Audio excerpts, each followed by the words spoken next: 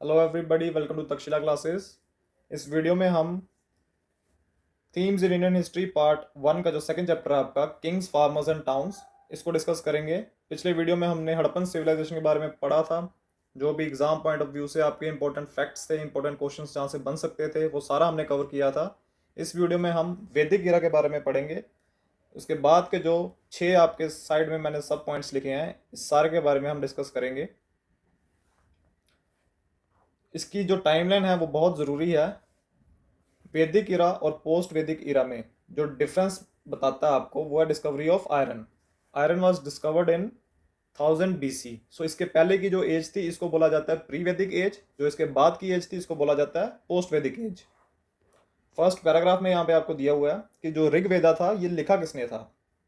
ये लिखा था people, group of people. Actually किसी एक आदमी ने नहीं लिखा था ये। It was compose by group of people who lived along the banks of Indus and it's tributaries. तो ये फैक्ट आप याद रखेंगे। उसके बाद में जो जो इंडस वैली सिविलाइजेशन और हड़प्पन सिविलाइजेशन में जो बरियल प्रैक्टिसेस में डिफरेंस था वो ये था कि जो इंडस वैली सिविलाइजेशन थी उसमें जो डेड थे उनके साथ कोई प्रीशियस थिंग या ऐसा सच कोई आर्टिफैक्ट जो प्रीशियस हो वो नहीं बरी किया जाता था। पर वैदिक इरा में आयरन टूल्स एंड वेपन्स ये डेड के साथ बरी किए जाते थे, और साथ में एलेबोरेट स्टोन स्ट्रक्चर्स जिसको मेगालिथ्स बोलते हैं। ये इंपॉर्टेंट पॉइंट है। ये आपका इंडस वैली सिविलाइजेशन में देखने को नहीं मिलेगा। ये सिर्फ वैदिक इरा की बरियल प्रैक्टिसेस में इंक्लूडेड है। तो ये फैक्ट आप याद रखेंगे। नेक्स्ट पैराग्राफ में इंपॉर्टेंट पॉइंट ये है कि जो जेम्स प्रिंसेप था इसने 1830 में ब्राह्मी एंड खरोष्टी स्क्रिप्ट, ये जो दो स्क्रिप्ट थी जो अर्लियर इंस्क्रिप्शंस और कॉइन्स में यूज की गई थी, इनको डिसाइफर किया था। ये फैक्ट बहुत इंपॉर्टेंट है, बहुत बार पेपर में पूछा गया है। तो ये जेम्स प्रिंसेप को आप याद रखेंगे। दूसरा पॉइंट ये है कि इस सारी इंस्क्रिप्शन और कॉइन्स में एक रेफरेंस दिया हुआ है पियादासी का, जिसका मतलब है प्लीजेंट टू बी होल्ड। और ये किसके बारे में बात की है? किंग अशोका के बारे में। नेक्स्ट पेज में आप देख सकते हैं, it is refer to the king age. Next paragraph में आपको बताया गया है 16 महाजनपद के बारे में। तो जैसे इंडिया में अभी इस टाइम 28 स्टेट्स हैं, उस टाइम 16 स्टेट्स हुआ करती थी जिसको महाजनपद बोला गया। और 6th सेंचुरी में डेवलपमेंट क्या हुई थी? Use of iron and coinage system. Next point जो इंपॉर्टेंट है वो ये है कि 6th सेंचुरी में ही बुद्धिज्म और जैनिज्म ये दोनों इंडिया में फ्लरिश किए थे। महाजनपद के बारे में इन्होंने बताया है कि महाजनपद में जो पावर थी it was shared by number of man. किसी एक आदमी के पास या एक किंग के पास पावर नहीं थी, it was shared by number of man. इसीलिए इनको ओलिगार्कीज बोला गया है। Where power is shared by number of people, इसको ओलिगार्की बोलते हैं। नेक्स्ट इंपॉर्टेंट फैक्ट कि जो हर एक महाजनपद था इसकी एक कैपिटल सिटी थी। ये सारे फोर्टिफाइड थे और इनकी अपनी आर्मी हुआ करती थी। ये इंपॉर्टेंट फैक्ट्स हैं महाजनपद के बारे में, ये आप नोट करेंगे। साइड में बॉक्स में दिया हुआ है आपको इंस्क्रिप्शंस के बारे में कि इंस्क्रिप्शंस थी क्या।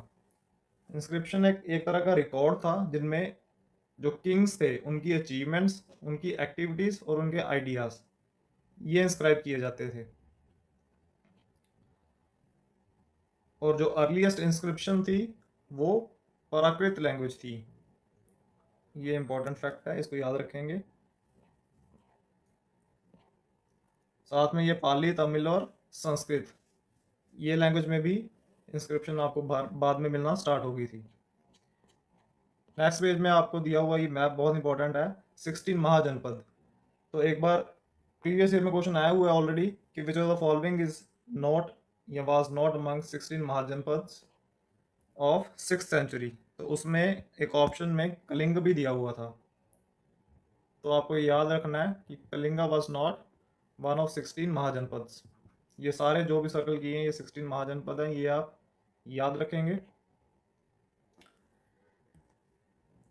नेक्स्ट इंपॉर्टेंट पॉइंट है कि इस एज में, इस इरा में जो ब्राह्मण्स थे इन्होंने धर्म सूत्र को कंपोज किया था। धर्म सूत्र में जो राजास थे, धर्म सूत्र में जो किंग्स थे उनके लिए नॉर्म्स लिखे गए थे। और ये इंपॉर्टेंट फैक्ट आप याद रखेंगे, the rulers were advise to collect taxes and tribute from cultivators. Next जो इंपॉर्टेंट पॉइंट है, raids on neighbouring raids on neighbour states were recognised as legitimate means of acquiring wealth. ये भी आपका एक important fact बन जाएगा, ये आप याद रखेंगे। Some states acquired standing armies. Some some states acquired standing armies and maintain regular bureaucracies. ये तीनों पॉइंट आप याद रखेंगे, आर्मीज, ब्यूरोक्रेसीज और raids on neighboring state was legitimate source of acquiring legitimate means of acquiring wealth। ये तीनों आप fact याद रखेंगे। नेक्स्ट पेज में मगध के बारे में बताया गया कि मगध जो था वो सबसे पावरफुल इमर्ज कैसे हुआ। तो ये इस पूरे पैराग्राफ का क्रक्स मैंने साइड में लिखा है कि मगध के जो किंग्स थे दे वर वेरी एम्बिशियस। सबसे पहला जो मगध का किंग था वो था Bimbisara. Bimbisara was the founder of Magadha empire और ये बिलोंग करते थे हरियांका डायनेस्टी से। सेकंड इंपॉर्टेंट पॉइंट है कि यहाँ की जो लैंड थी वो बहुत ज़्यादा फर्टाइल थी। थर्ड, इसमें जो एलिफेंट्स का यूज़ किया जाता था इनकी मिलिट्री में। फोर्थ पॉइंट कि यहाँ पर जो आयरन माइंस थी वो डिस्कवर की गई थी। क्योंकि आयरन डिस्कवर हुआ था तो आयरन से टूल्स और वेपन्स वो ज़्यादा बढ़िया बनने शुरू हो गए। इसीलिए मगध जो था it emerge as a powerful mahajanapada out of 16 पद। तो मगध की जो पहले कैपिटल थी वो थी राजगीर।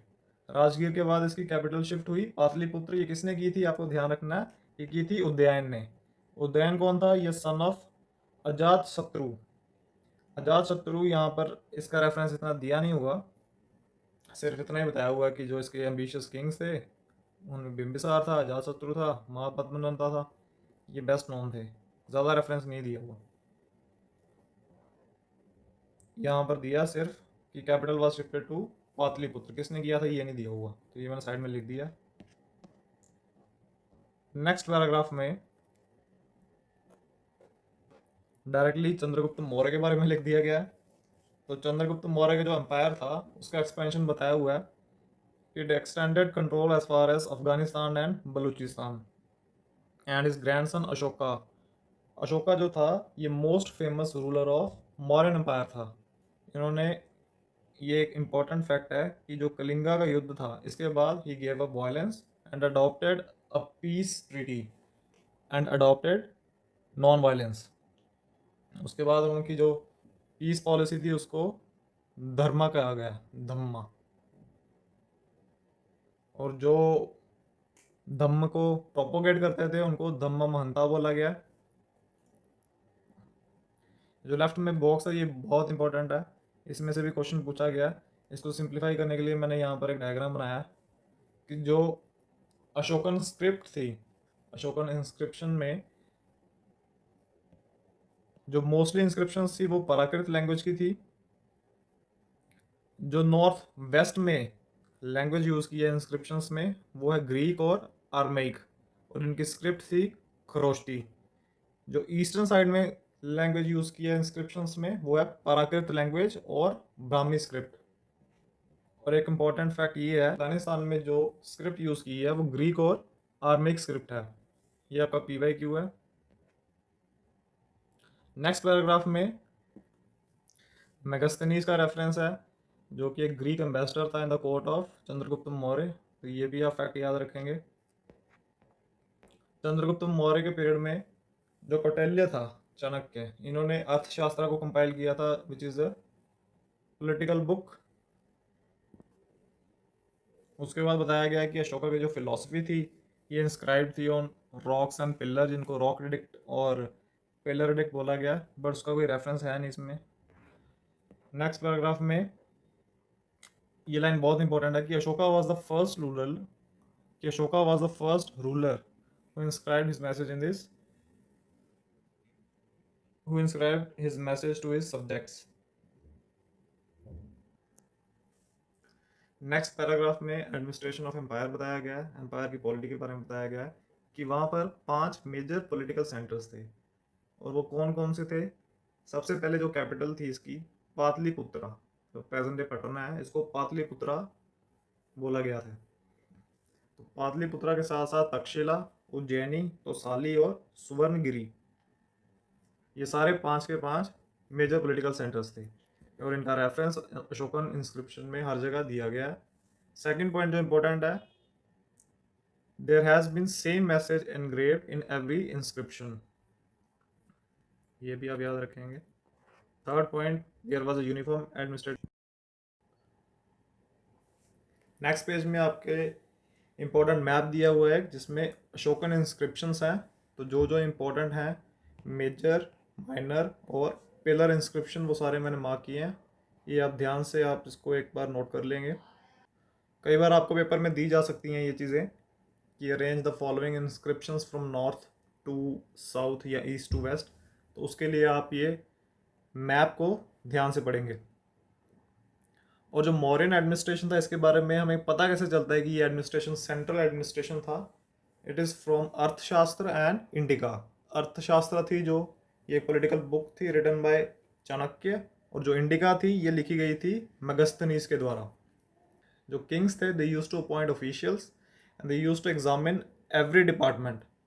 तो इससे हमें पता चलता है कि जो किंग्स थे, they acted as supreme authority.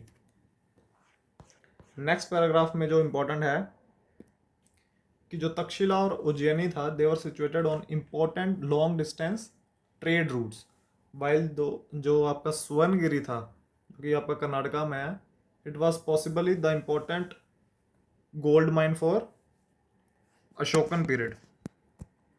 इस पेज में ये इंपॉर्टेंट है।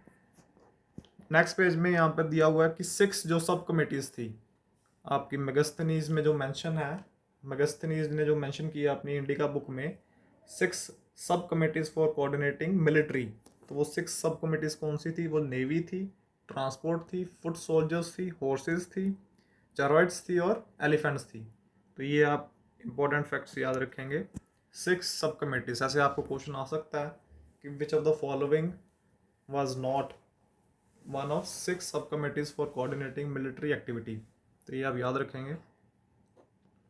नेक्स्ट पैराग्राफ में अशोका ने जो धम्म की पॉलिसी थी, जो पीस पॉलिसी थी, इसको प्रोपोगेट करने के लिए जो ऑफिशियल्स अपॉइंट किए गए थे, उनका नाम था धम्म महामता। ये इंपॉर्टेंट फैक्ट याद रखेंगे आप। लास्ट में जो आपकी दी गई है, Ashoka was more powerful and industrious, ये पूरा पैराग्राफ बहुत इंपॉर्टेंट है। कई बार पेपर डालने वाला ये लाइन डाल देता है कि nationalist leaders in 20th century regarded him as an inspiring figure. तो ये किसके बारे में बात की गई है? ऑप्शन में दे देगा आपको 3-4 एम्पायर के जो किंग्स थे उनके नाम दे देगा। तो ये अशोका के बारे में ये लाइंस हैं, तो ये आप याद रखेंगे।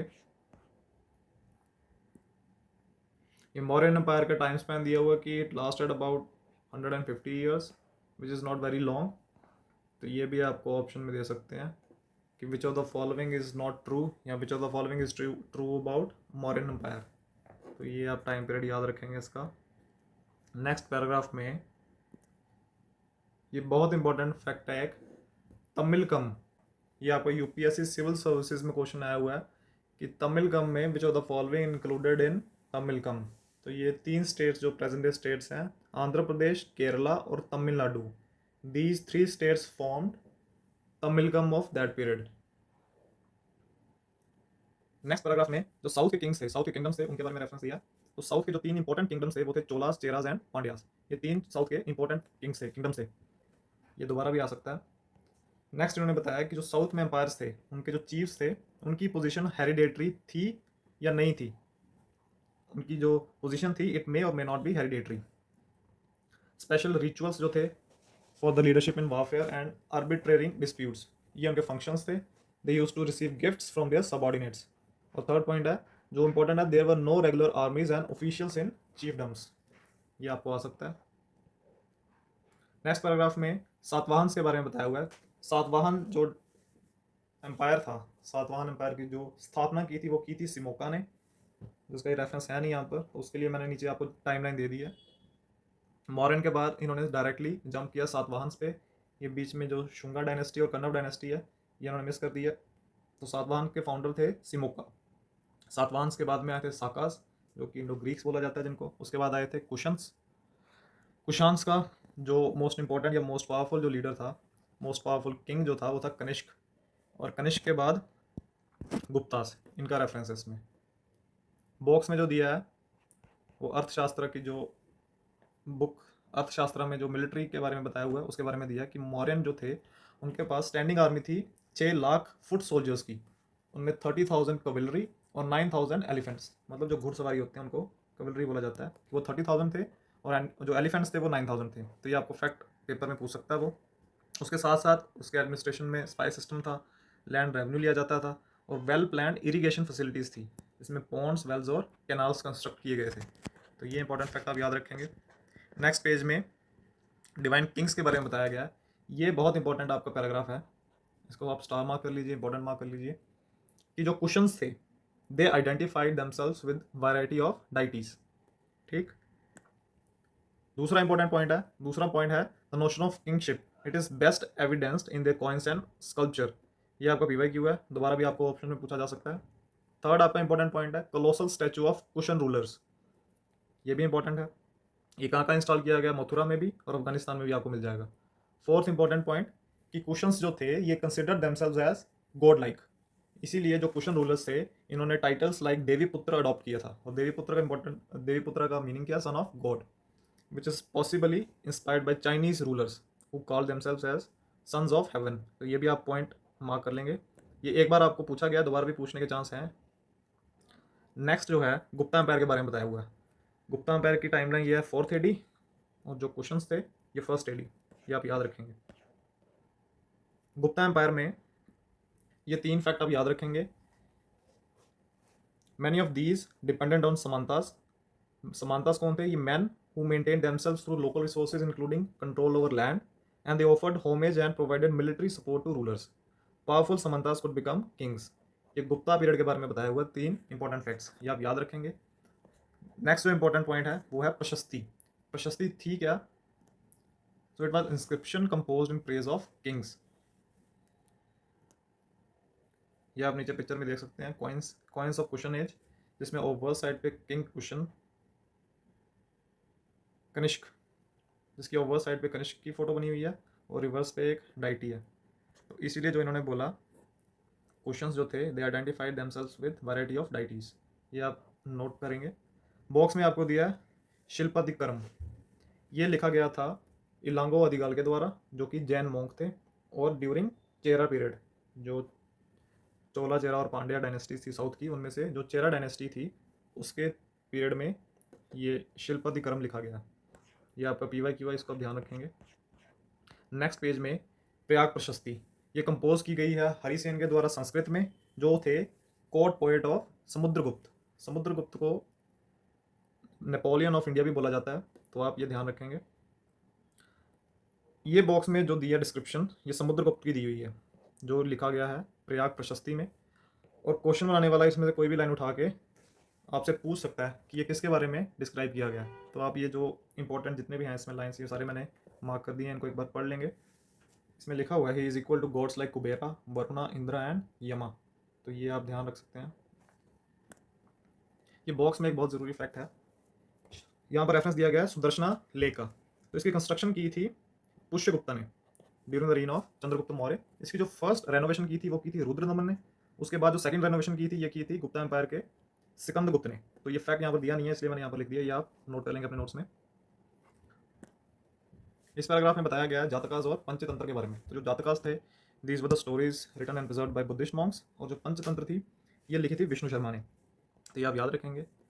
जो गंधा तिंदु जातका है ये लिखी गई है पाली लैंग्वेज में, एक बुद्धिस्ट पीस ऑफ वर्क है, which describes the plight of subjects to a wicked king that included elderly women and men, cultivators, herders and animals। तो ये आपके डिस्क्रिप्शन दे के आपको क्वेश्चन पूछा जा सकता है, इस पर ये आप ध्यान रखेंगे।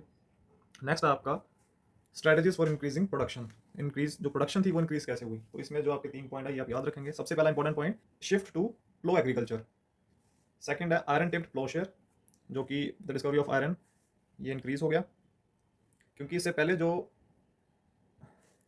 पहले कॉपर कॉपर का जो टिप था वो यूज़ किया जाता था। तो कॉपर जो था, कॉपर जो है वो एक सॉफ्ट मेटल है, तो उससे जो सॉइल को टर्न करना मुश्किल हो जाता है। With the discovery of iron it became easier to turn the alluvial soil, जिसकी वजह से प्रोडक्शन बढ़ी। और थर्ड जो इंपॉर्टेंट फैक्ट है वो है transplantation of paddy in Ganga valley. Next important point, while the iron plough share led to the growth of agriculture productivity, it was very restricted to certain parts of the subcontinent. तो जो iron था 6th century में ये जो सिर्फ Ganga valley में use किया गया था, पंजाब और हरियाणा में ये आया आफ्टर 20th सेंचुरी। तो ये भी आपको फैक्ट पूछा जा सकता है, ये आप ध्यान रखेंगे इसको। इसमें यही सब दिया, eastern and central parts of the subcontinent practised hoe agriculture. Next paragraph में ये लाइन बहुत इंपॉर्टेंट है। Another strategy adopted to increase agriculture production was use of irrigation through wells and tanks. और जो इंपॉर्टेंट फैक्ट ये है, less commonly canals. Canals जो थी वो इतनी ज़्यादा कॉमन नहीं थी, बट बेल्स और टैंक्स ये ज़्यादा कॉमन थे। तो ये आपको कंफ्यूज करने के लिए कैनाल्स डाल सकते हैं ऑप्शन में। नेक्स्ट पैराग्राफ में कुछ टर्मिनोलॉजी हैं जो आपको याद रखनी आएंगी। फर्स्ट है गाहपति, ये किसके लिए यूज़ की गया? Small peasants as well as large land holders, ये दोनों के लिए यूज़ की गई है। वेल लार्ज जो यूज़ की गई है टर्म, ये की है लार्ज लैंड ओनर्स से। लार्ज लैंड ओनर्स के लिए जो उजावर है, उजावर टर्म यूज़ की गई है प्लोमैन के लिए। अधिमई है जो वो की गई है स्लेव्स के लिए। तो ये तीन टर्म्स जो हैं संगम टेक्स्ट, जो सदर्न इंडिया के टेक्स्ट थे उनमें ये फ्रीक्वेंटली पाई गई हैं, तो ये आप याद रखेंगे। गाहपति के बारे में बताया गया है कि ये ऑनर, मास्टर और हेड ऑफ हाउस होल्ड था, who exercise control over women, children, slaves and workers. ठीक। And sometimes this term was also used for men belonging to urban elite and wealthy merchants. इनके लिए भी ये term कई बार use की गई है। बॉक्स में सिर्फ मनुस्मृति के बारे में बताया गया। It is the best known legal text of early India. इसको फर्स्ट लीगल टेक्स्ट भी बोला जाता है। First legal text of India Manusmriti. It was written in Sanskrit. इस पेज में इतना ही था इम्पोर्टेंट। नेक्स्ट पेज में इस पैराग्राफ में लैंड ग्रांट्स के बारे में बताया गया है। जो लैंड ग्रांट्स थी इनका रिकॉर्ड जो था वो कॉपर प्लेट्स पे इंस्क्राइब किया जाता था। जो ये लिखी जाती थी, ये संस्कृत लैंग्वेज में लिखी जाती थी मोस्टली। 7th सेंचुरी के बाद जो इंस्क्रिप्शंस थी वो तमिल और तेलुगु लैंग्वेज में भी लिखी गई हैं। इसमें स्पेशल रेफरेंस दिया गया है प्रभावती गुप्ता का, जो कि थी daughter of Chandragupta second of Gupta empire. She was married to one of king of Vakatakas, जो कि डेक्कन में थे। और इस संस्कृत लीगल टेक्स्ट में तो according to Sanskrit legal text women were not supposed to have independent access to resources such as land, but Prabhavati Gupta के पास access था लैंड का। वो मे बी इसलिए था क्योंकि शी वॉज अ क्वीन, इसलिए यहाँ पे ये दिया गया कि क्योंकि she was exception, because she was queen and her situation was therefore exceptional. ये बॉक्स में आपको दिया गया कि हर्ष चरित्र ये कंपोज की थी बाणभट्ट ने। हर्ष चरित्र was a biography of Harshvardhan the ruler of Kannauj, composed in Sanskrit by his court poet Banabhatta. तो ये आपको फैक्ट याद रखना है, ये आपको पूछा जा सकता है। नेक्स्ट पेज पे जो बॉक्स है इसमें अग्रहारा के बारे में बताया गया है। ये term agrahara was land grant to Brahmins who were exempted from paying land revenue and other dues, and they were often given the right to collect these dues from local people. ये फैक्ट भी आप याद रखेंगे, ये भी आपको पूछा जा सकता है। ये बॉक्स में प्रभावती गुप्ता और विलेज ऑफ दनगुना के बारे में बताया गया है। ये इंपॉर्टेंट नहीं है, आप इसको छोड़ भी सकते हैं। ये भी आप छोड़ सकते हैं, इसमें कुछ इंपॉर्टेंट नहीं है। उसके बाद में आया ट्रेड एंड टाउन्स। ट्रेड जो था वो हुआ करता था through riverine land and coastal routes. तो जो पाटलिपुत्र था इस पे रेवराइन रूट था, उज्जैनी जो था ये लैंड रूट के ऊपर था, जो पुहार था ये कोस्टल रूट था। ये इंपॉर्टेंट जो लोकेशंस हैं यहाँ पर दी हुई हैं, ये पैराग्राफ में आप एक बार पढ़ लेना, और इसके ज़्यादा कुछ नहीं दिया हुआ। ये बॉक्स में चाइनीज़ जो ट्रेवलर था ह्यून सैंग, इसके बारे में बताया हुआ है, पर इसके स्पेलिंग थोड़े से अलग हैं। ये आए थे during the period of Harshvardhan Hyun सैंग। और नेक्स्ट पैराग्राफ में urban population, elites and craft persons के बारे में बताया गया है। जो वैदिक इरा था, इसकी जो एक फाइनेस्ट आर्टिफैक्ट था उसका नाम था नदन ब्लैक पॉलिश वेयर। ये एक स्ट्राइकिंग फीचर था, ये आपने पहले भी सुना होगा, ये क्वेश्चन में दोबारा भी आ सकता है। इसका जो फीचर्स थे वो थे, these include fine pottery bowls and dishes with glossy finish known as northern black polish ware, probably used by rich people. तो ये इंपॉर्टेंट फैक्ट है, ये आप याद रखेंगे। नीचे आपको ये एक इमेज दी हुई है, ये भी पूछी जा सकती है, जिसपे एक विमेन का मेंशन है, वो है नागपिया, और एक गोल्ड स्मिथ का, धर्मक का। ये आपको पूछी जा सकती है कि ये कौन सी आर्ट से रिलेटेड है।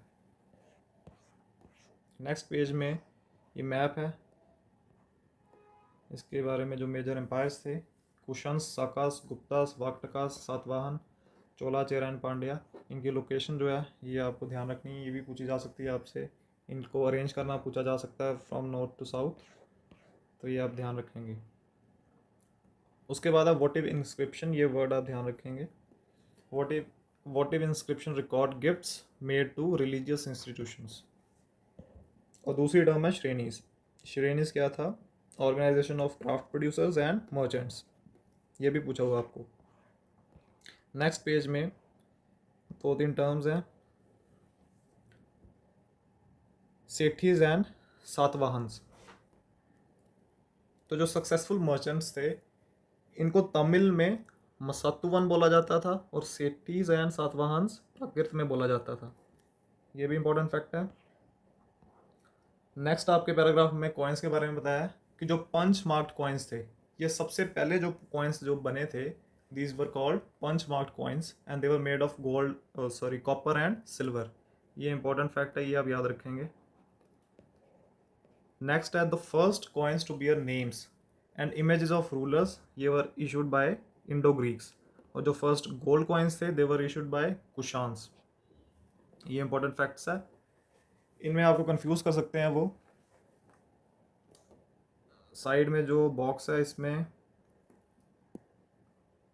ट्रेड के बारे में बताया गया, carried out through Malabar coast, जिसमें pepper, malabathrum, cinnamon, topaz, antimony, pearl, ivory, silk cloth, diamond, tortoise, shell, ये सब का ट्रेड हुआ करता था।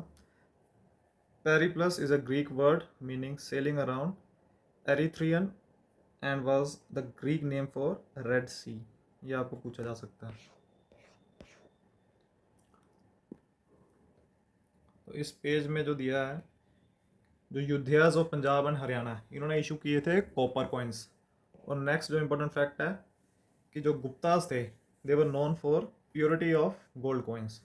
तो ये आप तीन जो आपके फैक्ट्स हैं, ये आप याद रखेंगे। जो फर्स्ट कॉइन्स इशू किए थे वो किए थे इंडो ग्रीक्स ने, जो फर्स्ट गोल्ड कॉइन्स इशू किए थे वो किए थे कुशान्स ने, और जो प्योर गोल्ड कॉइन्स थे वो किए थे गुप्ताज ने। ये 3 फैक्ट आपको याद रखने हैं, ये दिया भी हो यहाँ पर नीचे, गुप्ता कॉइन। नेक्स्ट पेज पे जो स्क्रिप्ट है उसके बारे में बताया गया है कि जो मोस्टली यूज्ड स्क्रिप्ट थी अशोकन इंस्क्रिप्शंस में थे, अशोकन इंस्क्रिप्शन में वो थी ब्राह्मी स्क्रिप्ट। जो अर्लीस्ट इंस्क्रिप्शन थे उनमें प्राकृत यूज़ की गई थी, और 1838 में जेम्स प्रिंसप ने डिसाइफर की थी अशोकन ब्राह्मी। नॉर्थ वेस्ट में खरोष्टी स्क्रिप्ट का यूज़ किया गया। ये आपको 4 पॉइंट याद रखने हैं। नेक्स्ट पेज में अशोका को जो सिनोनिमसली देविनम प्रिया बोला गया है, तो उसका मतलब क्या है? Beloved of gods. और जो पिया दासी है, इसका मतलब है प्लेजेंट टू बिहोल्ड। ये आपने फर्स्ट पेज में भी देखा है, वही सेम चीज़ दी है यहाँ पर भी। और यहाँ पर एक टर्मिनोलॉजी में एक और वर्ड है, पति वेदकास। ये कौन थे? Informer of Kings. इनको रिपोर्टर भी कहा गया यहाँ पे। नेक्स्ट पेज में इतना इंपॉर्टेंट कुछ है नहीं, इसलिए मैंने मार्क नहीं किया, इसको आप छोड़ सकते हैं। लास्ट में है लिमिटेशन ऑफ इंस्क्रिप्शंस। तो इंस्क्रिप्शनल एविडेंस की लिमिटेशन यहाँ पे बताई हुई है। उसमें फर्स्ट बताया हुआ कि कुछ इंस्क्रिप्शन जो थी वो फेंट हो गई थी, सम वर नॉट डेसिफर्ड और डिसाइफर्ड, कुछ जो थी वो डैमेज हो चुकी थी, और कुछ जो थी which which have not survived through time. ये इतना इंपॉर्टेंट है नहीं, इसको आप छोड़ सकते हैं। Last but not the least, ये जो यहाँ पर दिया हुआ है, agricultural practices and joys of sorrows of daily existence find no mention in inscriptions. ये इंपॉर्टेंट पॉइंट है। It focuses more on grand and unique events. जो इंस्क्रिप्शन थी उनमें जो डेली का जो दिनचर्या थी, जो डेली का दुख दर्द था, उसके बारे में कुछ नहीं दिया हुआ था, सिर्फ ग्रैंड और यूनिक इवेंट्स की ही डिस्क्रिप्शन दी गई है। And besides content of inscriptions projected the perspective of those who commissioned it. मतलब जिनने लिखा था उनकी जो सब्जेक्टिविटी थी वो भी इनमें इंक्लूडेड थी। तो ये एक हिसाब से जो इंस्क्रिप्शंस है उनकी क्रिटिक है। और इस चैप्टर में ये भी पूछा जा सकता है अगर उसका मन किया तो, कॉपर प्लेट इंस्क्रिप्शन थी, ये कहाँ पर पाई गई है? कर्नाटका में। लास्ट में जो टेबल दिया गया है इसमें टाइमलाइन में जो इम्पोर्टेंट है वो है आपका पैडी ट्रांसप्लांटेशन, ये कौन से टाइम पे हुई थी। उसके बाद रीन ऑफ चंद्रगुप्त मौर्य अशोका, ये टाइमलाइन आप एक बार देख लेंगे तो आपको याद रहेगी। उसके बाद समुद्रगुप्त, ये बहुत इम्पोर्टेंट है क्योंकि 78 BC में कनिष्क के टाइम पे साका इरा ये शुरू हुआ था। तो ये बुक में नहीं दिया इसलिए ये आप याद रखेंगे। उसके बाद ह्यून सैंग, ये भी आप एक बार देख लेंगे। नेक्स्ट पेज में जो बॉक्स है इसमें एशियाटिक सोसाइटी ऑफ बंगाल, ये पूछा हुआ पहले भी, ये आप याद रखेंगे। ये वाला ईयर जेम्स प्रिंसप ने जो डिस्कवर किया था अशोकन ब्राह्मी, इसको याद रखेंगे। Alexander Cunningham publishes a set of Ashokan inscriptions, ये भी ठीक है, इसको भी याद रखेंगे। तो that's all in this chapter. जो इंपॉर्टेंट फैक्ट्स थे वो हमने सारे कवर कर लिए हैं इस चैप्टर में with respect to your upcoming CDS exam and many more exams to come. तो lastly I would only say that this book in its entirety does not follow a proper sequence or chronology, जिसकी वजह से बहुत problem आती है ये चीज़ें समझने में। हैप्पैज़र्डली कुछ भी इधर का उधर उठा के यहाँ पे लिख दिया हुआ है। तो this book is not of course a well crafted book, but any how पढ़ना तो पड़ेगा ही क्योंकि यहीं से मैक्सिमम क्वेश्चन आपके पूछे जा रहे हैं आपके जो एग्ज़ाम्स हो रहे हैं। तो आई होप इससे थोड़ी आपकी हेल्प हुई होगी। Thank you very much.